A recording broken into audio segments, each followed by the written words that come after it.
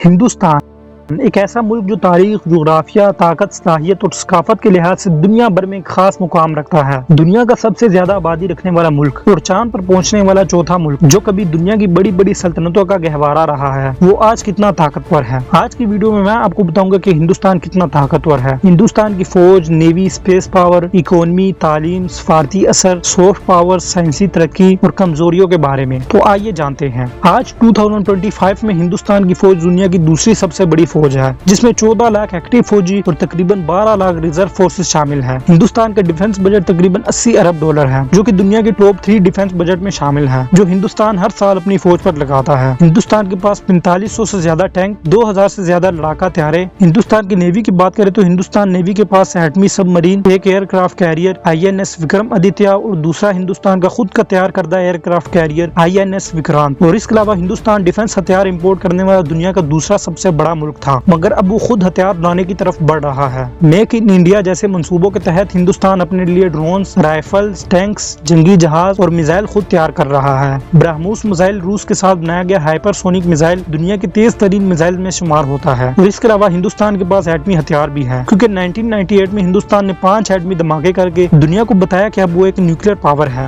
آج ہندوستان کے پاس 160 سے زیادہ نیوکلیر ہتھیار ہے اور ہندوستان کے پاس زمین، سمندر اور فضا سے ایٹمی حملہ کرنے کی مکمل صلاحیت ہے۔ اور اس کے میزائلز کی بات کریں تو اگنی وی کی رینج 5000 کلومیٹر سے زیادہ ہے، یعنی ہندوستان اگر چاہے تو چائنا، پاکستان یا دنیا کے کسی بھی حصے تک پہنچ سکتا ہے۔ ہندوستان کی اسپیس پاور 2023 میں جب چاند پر ہندوستان کا چندریان 3 اترا تو دنیا دنگ رہ گئی۔ ہندوستان چاند کے ساؤتھ پول پر اترنے والا پہلا ملک بن گیا۔ اور اس کے علاوہ ہندوستان کی اسپیس ایجنسی ISRO یعنی انڈین اسپیس ریسرچ آرگنائزیشن اب ناسا اور چائنا کے CNSA کے ساتھ کندھے سے کندھا ملا رہی ہے۔ آج ہندوستان نہ صرف اپنی بلکہ کئی ملکوں کے سیٹلائٹ بھی لانچ کرتا ہے۔ اس کی لانچ سروس دنیا میں سب سے سستی اور قابل اعتماد سمجھی جاتی ہے۔ یہ اسپیس ٹیکنالوجی صرف اسپیس کے لیے نہیں بلکہ جنگی سیٹلائٹ، نیویگیشن، کمیونیکیشن اور ڈرون ٹیکنالوجی میں بھی کام آتی ہے۔ اور اس کے علاوہ ہندوستان اس وقت دنیا کی 5ویں بڑی اکانومی ہے۔ 2024 میں ہندوستان نے برطانیہ کو پیچھے چھوڑ دیا اور $3.7 ٹریلین کی GDP تک پہنچ گیا۔ ایکسپرٹ کے مطابق 2030 تک ہندوستان دنیا کی تیسری بڑی اکانومی بن سکتی ہے۔ چائنا اور امریکہ کے بعد Hindustan IT service, space technology اور ایگریکلچر میں دنیا کی قیادت کر رہا ہے۔ ٹیکنالوجی کمپنیز جیسے TCS،